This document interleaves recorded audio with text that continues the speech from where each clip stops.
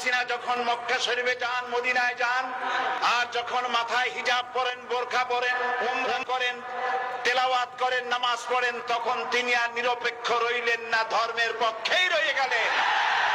কাজী তার মতো একজন লোক যখন ধর্মের নিরপেক্ষের কথা বলেন, তখন রীতিমতো বাংলাদেশের 16 কোটি মানুষের সাথে প্রতারণা করেন।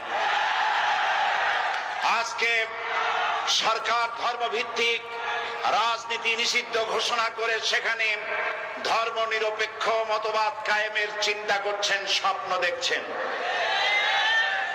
ধর্ম নিরপেক্ষ মতবাদ এটি একটি প্রতারণা, এটি একটি জালিয়াতি।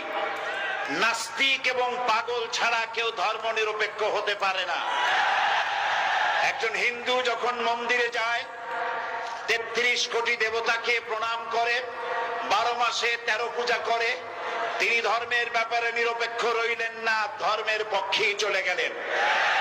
একজন শিখ যখন মাথায় পাগড়ি পরেন, হাতে লোহার বালা পরেন, গুরুদুয়ারায় যান, তখন ধর্মের ব্যাপারে নিরপেক্ষ রইলেন না, ধর্মের পক্ষেই চলে গেলেন। একজন খ্রিস্টান যখন জিসাস খ্রাইস্টকে সন অফ গড বলেন, রবিবার দিন যিনি গির্জায় যান, তিনি ধর্মের ব্যাপারে নিরপেক্ষ রইলেন না, ধর্মের পক্ষেই গেলেন। Nasir's creation. Like, comment and share the video.